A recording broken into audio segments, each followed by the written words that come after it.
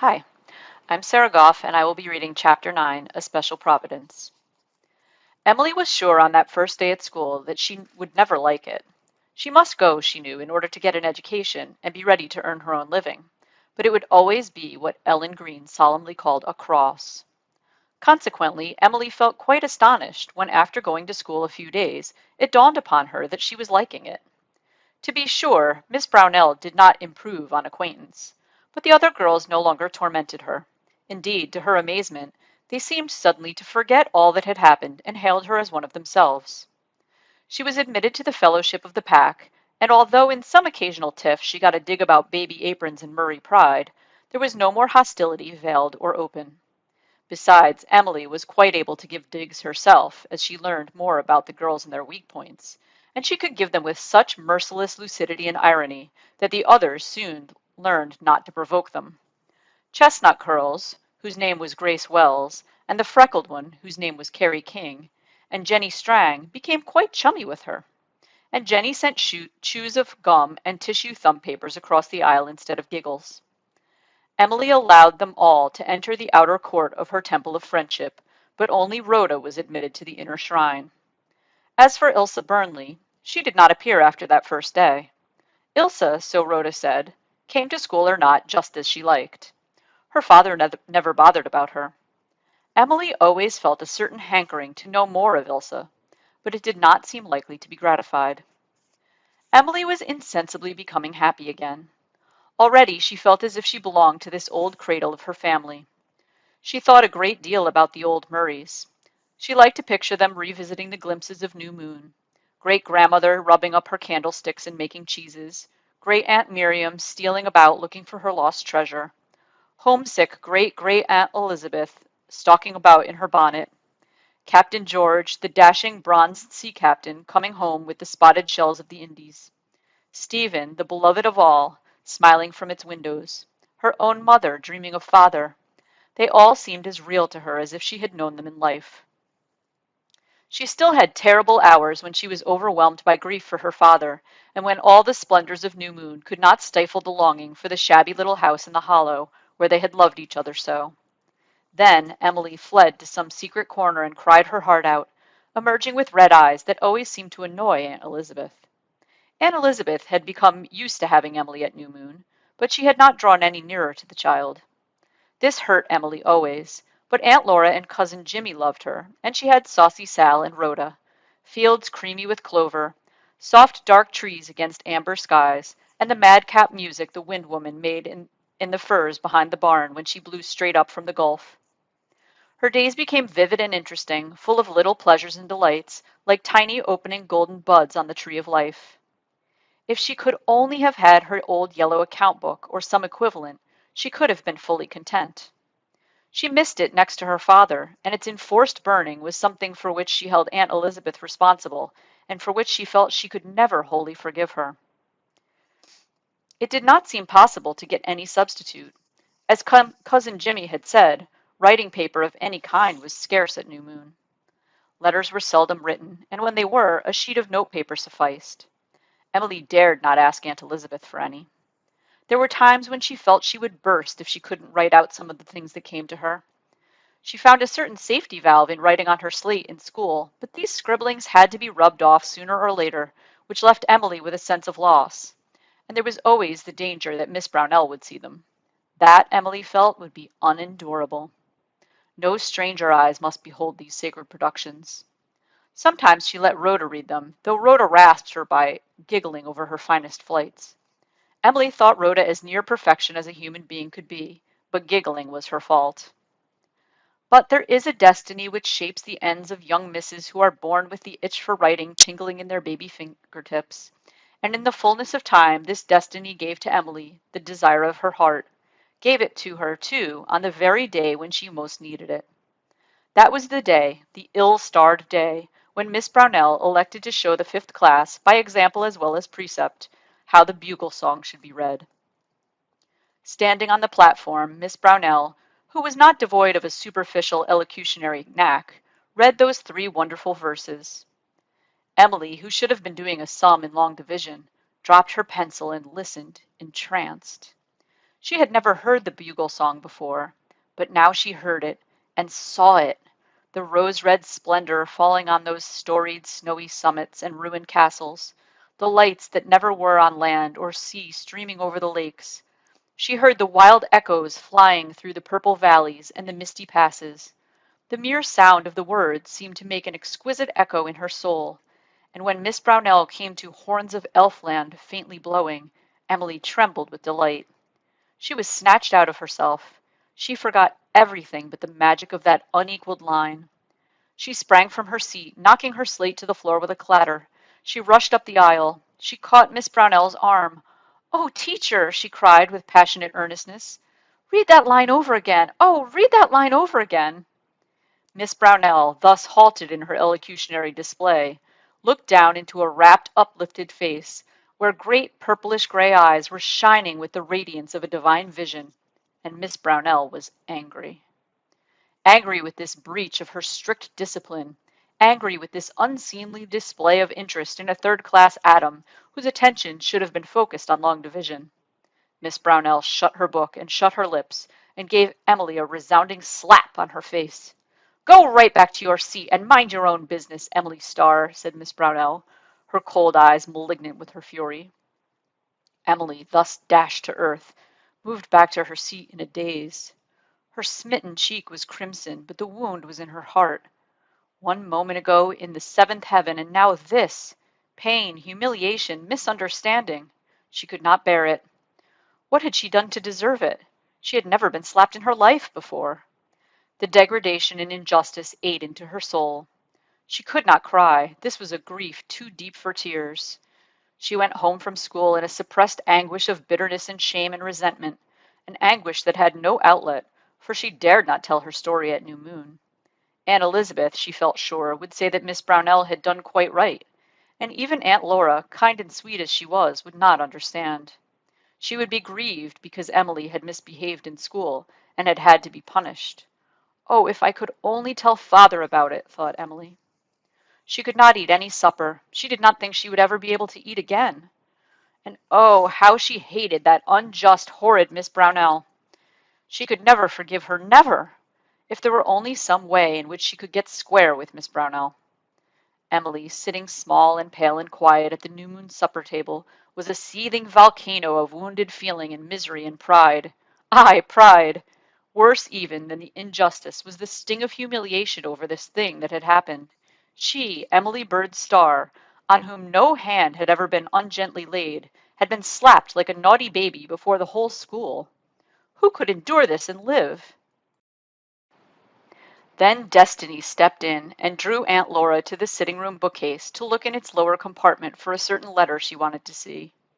She took Emily with her to show her a curious old snuff-box that had belonged to Hugh Murray, and in rummaging for it lifted out a big flat bundle of dusty paper of a deep pink color in oddly long and narrow sheets. "It's time these old letter bills were burned," she said. "What a pile of them!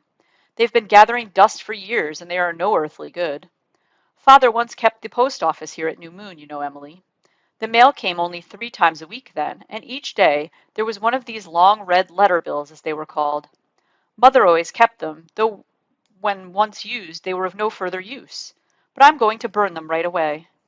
"Oh, Aunt Laura!" gasped Emily, so torn between desire and fear she could hardly speak. "Oh, don't do that! Give them to me! Please give them to me!" "Why, child? Whatever do you want of them?" "Oh, Auntie, they have such lovely blank backs for writing on. Please, Aunt Laura, it would be a sin to burn those letter bills." "You can have them, dear, only you better not let Elizabeth see them." I won't," breathed Emily. She gathered her precious booty in her arms and fairly ran upstairs, and then upstairs again into the garret, where she already had her favorite haunt, in which her uncomfortable habit of thinking of things thousands of miles away could not vex Aunt Elizabeth. This was the quiet corner of the dormer window, where shadows always moved about softly and swingingly, and beautiful mosaics patterned the bare floor. From it one could see over the tree-tops right down to Blair Water. The walls were hung around with great bundles of soft, fluffy rolls all ready for spinning, and hanks of untwisted yarn. Sometimes Aunt Laura spun on the great wheel at the other end of the garret, and Emily loved the whir of it. In the recess of the dormer window she crouched. Breathlessly she selected a letter bill and extracted a lead pencil from her pocket. An old sheet of cardboard served as a desk, and she began to write feverishly. Dear Father, and then she poured out her tale of the day, of her rapture and her pain, writing heedlessly and intently until the sunset faded into dim, starlit twilight. The chickens went unfed. Cousin Jimmy had to go himself for the cows. Saucy Sal got no new milk. Aunt Laura had to wash the dishes. What mattered it? Emily, in the delightful throes of literary composition, was lost to all worldly things. When she had covered the backs of 4 letter bills, she could see to write no more. But she had emptied out her soul, and it was once more free from evil passions. She even felt curiously indifferent to Miss Brownell. Emily folded up her letter bills and wrote clearly across the packet, Mr. Douglas Starr, on the road to heaven. Then she stepped softly across to an old worn-out sofa in a far corner and knelt down, stowing away her letter and her letter bills snugly on a little shelf formed by a board nailed across it underneath. Emily had discovered this one day while playing in the garret, and had noted it as a lovely hiding place for secret documents. Nobody would ever come across them there. She had writing paper enough to last for months. There must be hundreds of those jolly old letter bills. Oh, cried Emily, dancing down the garret stairs, I feel as if I was made out of stardust. Thereafter few evenings passed on which Emily did not steal up to the garret and write a letter, long or short, to her father. The bitterness died out of her grief. Writing to him seemed to bring him so near, and she told him everything, with a certain honesty of confession that was characteristic of her. Her triumphs, her failures, her joys, her sorrows. Everything went down on the letter bills of a government which had not been so economical of paper as it afterwards became.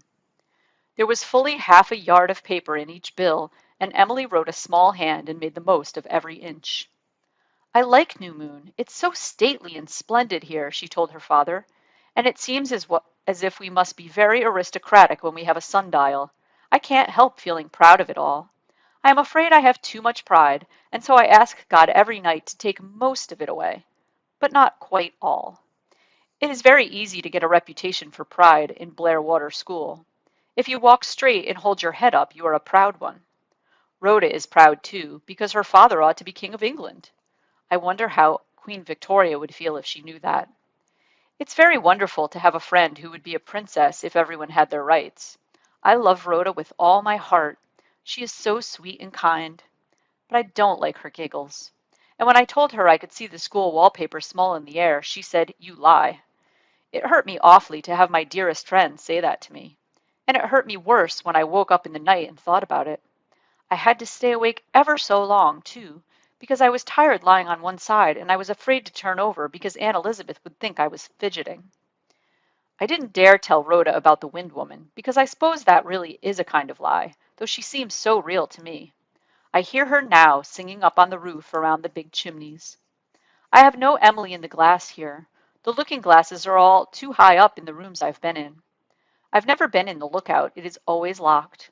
It was Mother's room, and Cousin Jimmy says her father locked it up after she ran away with you, and Aunt Elizabeth keeps it locked still out of respect to his memory, though Cousin Jimmy says Aunt Elizabeth used to fight with her father something scandalous when he was alive, though no outsider knew of it because of the Murray pride. I feel that way myself. When Rhoda asked me if Aunt Elizabeth burned candles because she was old-fashioned, I answered haughtily no, it was a Murray tradition. Cousin Jimmy has told me all the traditions of the Murrays. Saucy Sal is very well and bosses the barns, but still she will not have kittens, and I cannot understand it. I asked Aunt Elizabeth about it, and she said nice little girls didn't talk about such things, but I cannot see why kittens are improper. When Aunt Elizabeth is away, Aunt Laura and I smuggle Sal into the house, but when Aunt Elizabeth comes back, I always feel guilty and wish I hadn't. But the next time, I do it again. I think that very strange. I never hear about dear Mike. I wrote Ellen Green and asked about him, and she replied and never mentioned Mike, but told me all about her rheumatism, as if I cared about her rheumatism. Rhoda is going to have a birthday party, and she is going to invite me. I am so excited. You know I never was to a party before. I think about it a great deal and picture it out. Rhoda is not going to invite all the girls, but only a favored few. I hope Aunt Elizabeth will let me wear my white dress and good hat. Oh, Father, I pinned that lovely picture of the lace ball dress up on the wall of Aunt Elizabeth's room, just like I had it at home. And Aunt Elizabeth took it down and burned it, and scolded me for making pin marks in the paper. I said, Aunt Elizabeth, you should not have burned that picture. I wanted to have it when I grow up, to have a dress made like it for balls. And Aunt Elizabeth said, do you expect to attend many balls, if I may ask? And I said, yes, when I am rich and famous. And Aunt Elizabeth said, yes, when the moon is made of green cheese. I saw Dr. Burnley yesterday when he came over to buy some eggs from Aunt Elizabeth. I was disappointed because he looks just like other people. I thought a man who didn't believe in God would look queer in some way. He did not swear either, and I was sorry, for I have never heard anyone swear, and I am very anxious to. He has big yellow eyes like Ilsa and a loud voice, and Rhoda says when he gets mad you can hear him yelling all over Blair Water. There is some mystery about Ilsa's mother which I cannot fathom. Dr. Burnley and Ilsa live alone. Rhoda says Dr. Burnley says he will have no devils of women in that house. That speech is wicked, but striking. Old Mrs. Sims goes over and cooks dinner and supper for them, and then vamooses, and they get their own breakfast. The doctor sweeps out the house now and then, and Ilsa never does anything but run wild. The doctor never smiles, so Rhoda says. He must be like King Henry II. I would like to get acquainted with Ilsa. She isn't as sweet as Rhoda, but I like her looks too. But she doesn't come to school much, and Rhoda says I mustn't have any chum but her, or she will cry her eyes out. Rhoda loves me as much as I love her. We are both going to pray that we may live together all our lives and die the same day. Aunt Elizabeth always puts up my school dinner for me. She won't give me anything but plain bread and butter, but she cuts good thick slices, and the butter is thick too, and never has the horrid taste Ellen Green's butter used to have. And Aunt Laura slips in a cookie or an apple turnover when Aunt Elizabeth's back is turned. Aunt Elizabeth says apple turnovers are not healthy for me. Why is it that the nicest things are never healthy, Father? Ellen Green used to say that too. My teacher's name is Miss Brownell. I don't like the cut of her jib. That is a nautical phrase that Cousin Jimmy uses. I know phrase is not spelled right, but there's no dictionary at New Moon, but that is the sound of it. She is too sarcastic, and she likes to make you ridiculous. But then she laughs at you in a disagreeable, snorting way. But I forgave her for slapping me, and I took a bouquet to her at school the next day to make up. She received it very coldly and let it fade on her desk. In a story, she would have wept on my neck. I don't know whether it is any use forgiving people or not. Yes, it is. It makes you feel more comfortable yourself. You never had to wear baby aprons and sunbonnets because you were a boy, so you can't understand how I feel about it. And the aprons are made of such good stuff that they will never wear out, and it will be years before I grow out of them. But I have a white dress for church with a black silk sash and a white leghorn hat with black bows and black kid slippers, and I feel very elegant in them. I wish I could have a bang, but Aunt Elizabeth will not hear of it. Rhoda told me I had beautiful eyes. I wish she hadn't. I have always suspected my eyes were beautiful, but I was not sure. Now that I know they are, I'm afraid I'll always be wondering if people notice it. I have to go to bed at 8:30, and I don't like it, but I sit up in bed and look out of the window till it gets dark, so I get square with Aunt Elizabeth that way. And I listen to the sound the sea makes. I like it now, though it always makes me feel sorrowful, but it's a nice kind of sorrow. I have to sleep with Aunt Elizabeth, and I don't like that either, because if I move ever so little, she says I fidget, but she admits that I don't kick. And she won't let me put the window up. She doesn't like fresh air or light in the house. The parlor is dark as a tomb. I went in one day and rolled up all the blinds, and Aunt Elizabeth was horrified and called me a little hussy and gave me the Murray look. You would suppose I had committed a crime. I felt so insulted that I came up to the garret and wrote a description of myself being drowned on a letter bill. Then I felt better. Aunt Elizabeth said I was never to go into the parlor again without permission, but I don't want to. I'm afraid of the parlor. All the walls are hung over with pictures of our ancestors, and there is not one good-looking person among them, except Grandfather Murray, who looks handsome, but very cross. The spare room is upstairs, and is just as gloomy as the parlor. Aunt Elizabeth only lets distinguished people sleep there. I like the kitchen in daytime, and the garret and the cookhouse and the sitting room and the hall, because of the lovely red front door, and I love the dairy, but I don't like the other New Moon rooms. Oh, I forgot the cellar cupboard. I love to go down there and look at the beautiful rows of jam and jelly pots. Cousin Jimmy says it is a New Moon tradition that the jam pots must never be empty. What a lot of traditions New Moon has. It is a very spacious house, and the trees are lovely. I have named the 3 Lombardis at the garden gate the 3 Princesses, and I have named the old summer house Emily's Bower, and the big apple tree by the orchard gate the Praying Tree, because it holds up its long boughs exactly as Mr. Dare holds up his arms at church where he prays. Aunt Elizabeth has given me the little right-hand top bureau drawer to keep my things in. Oh, Father dear, I have made a great discovery. I wish I had made it when you were alive, for I think you'd have liked to know. I can write poetry. Perhaps I could have written it long ago if I'd tried. But after that first day in school, I felt I was bound in honor to try, and it is so easy.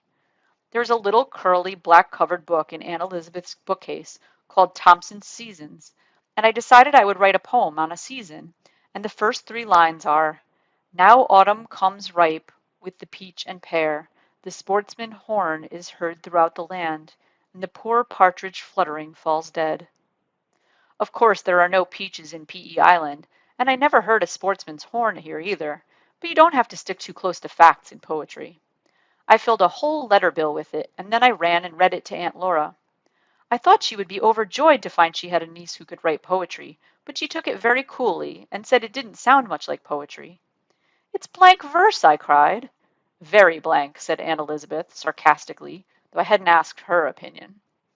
But I think I will write rhyming poetry after this, so there will be no mistake about it, and I intend to be a poetess when I grow up and become famous. I hope also that I will be sylph-like. A poetess should be sylph-like. Cousin Jimmy makes poetry too. He has made over 1,000 pieces, but he never writes any down, but carries them in his head. I offered to give him some of my letter bills, for he is very kind to me, but he said he was too old to learn new habits. I haven't heard any of his poetry yet because the spirit hasn't moved him, but I am very anxious to, and I'm sorry they don't fatten the pigs till fall. I like Cousin Jimmy more and more all the time, except when he takes his queer spells of looking and talking. Then he frightens me, but they never last long. I have read a good many of the books in the Newman bookcase. A history of the Reformation in France, very religious and sad. A little fat book describing the months in England and the aforesaid Thompson seasons. I like to read them because they have so many pretty words in them, but I don't like the feel of them. The paper is so rough and thick it makes me creepy. Travels in Spain, very fascinating, with lovely smooth shiny paper. A missionary book on the Pacific Islands. Pictures very interesting because of the way the heathen chiefs arranged their hair. After they became Christians they cut it off, which I think was a pity. Mrs. Hemans' poems. I am passionately fond of poetry, also of stories about desert islands. Rob Roy, a novel, but I only read a little of it when Aunt Elizabeth said I must stop because I must not read novels. Aunt Laura says to read it on the sly. I don't see why it wouldn't be all right to obey Aunt Laura, but I have a queer feeling about it, and I haven't yet. A lovely tiger book full of pictures and stories of tigers that makes me feel so nice and shivery. The Royal Road, also religious, but some fun in it, so very good for Sundays. Reuben and Grace, a story but not a novel, because Reuben and Grace are brother and sister and there is no getting married. Little Kate and Jolly Jim, same as above, but not so exciting and tragic. Nature's Mighty Wonders, which is good and improving. Alice in Wonderland, which is perfectly lovely, and the Memoirs of Anzanetta B. Peters, who was converted at 7 and died at 12. When anybody asked her a question, she answered with a hymn verse. That is, after she was converted. Before that, she spoke English. Aunt Elizabeth told me I ought to try to be like Anzanetta.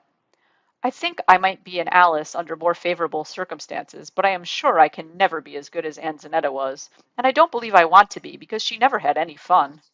She got sick as soon as she was converted and suffered agonies for years. Besides, I am sure that if I talked hymns to people it would excite ridicule. I tried it once. Aunt Laura asked me the other day if I would like blue stripes better than red in my next winter's stockings, and I answered just as Anzanetta did when asked a similar question, only different about a sack. Jesus, thy blood and righteousness, my beauty are, my glorious dress. Aunt Laura said I was crazy, and Aunt Elizabeth said I was irreverent, so I know it wouldn't work. Besides, Anzanetta couldn't eat anything for years, having ulcers in her stomach, and I am pretty fond of good eating. Old Mr. Wales on the Dairy Pond Road is dying of cancer. Jenny Strang says his wife has her mourning all ready. I wrote a biography of Saucy Sal today and a description of the road in Lofty John's Bush. I will pin them to this letter so you can read them too. Good night, my beloved father. Your most obedient, humble servant, Emily B. Starr. P.S. I think Aunt Laura loves me. I like to be loved, Father dear. E.B.S.